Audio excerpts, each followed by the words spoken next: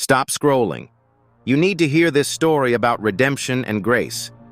It's a tale as old as time, from the Bible, but still incredibly relevant today.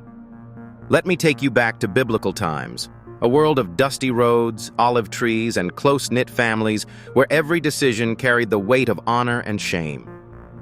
This is the story of the prodigal son. A man had two sons. The younger one, in a moment of reckless impulsiveness, came to his father and demanded, "Father, give me my share of the inheritance now." Imagine that. It was the same as wishing his father dead, for an inheritance was only given upon death. Despite the insensitivity of the request, the father, who loved his son deeply, divided his wealth and gave the younger son his share. Without a word of gratitude, the young man packed up his belongings and left for a faraway land, seeking freedom and pleasure. In this foreign land, he wasted his fortune on wild living, parties, extravagance, and empty friendships. He was the life of the party until the money ran out. And when the money stopped, so did the friends. Soon after, a harsh famine struck the land. The young man, now penniless, had to resort to feeding pigs for a living. As he sat one day, staring longingly even at the pods the pigs ate, he reached the depths of despair. Suddenly, clarity struck. How many of my father's hired servants have food to spare, and here I am starving to death? He resolved, I'll return to my father. I'll admit my wrongs. I'll say, "Father, I've sinned against heaven and against you. I'm no longer worthy to be called your son. Make me like one of your hired servants." And that's what he did.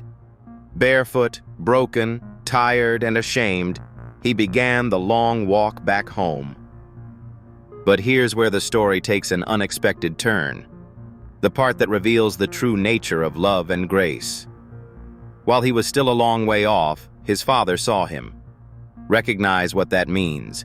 The father had been watching, waiting, hoping every single day that his son would return.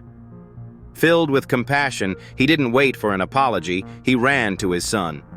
Yes, the father, a man of stature in his community, ran, something considered undignified in those days.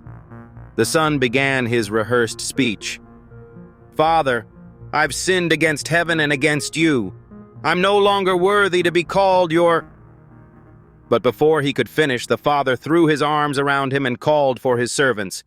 "Bring the best robe and put it on him. Put a ring on his finger and sandals on his feet. Bring the fattened calf and prepare a feast. For this son of mine was dead and is alive again. He was lost and is found." As they celebrated, the older brother learned of his sibling's return. Angry, he refused to join the celebration. "All these years I've been slaving for you and never disobeyed your orders," he fumed. "Yet you never gave me even a young goat to celebrate with my friends." The father, full of wisdom and love, replied, "My son, you are always with me, and everything I have is yours.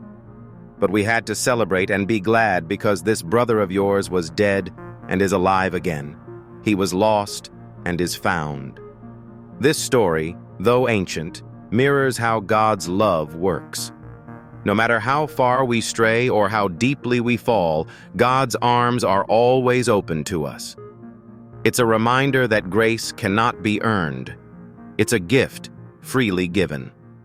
Wherever you are in life, whether you identify with the younger son, seeking redemption, the father, offering love, or the older brother, struggling with resentment, remember this: grace changes everything, and forgiveness restores what seemed broken beyond repair.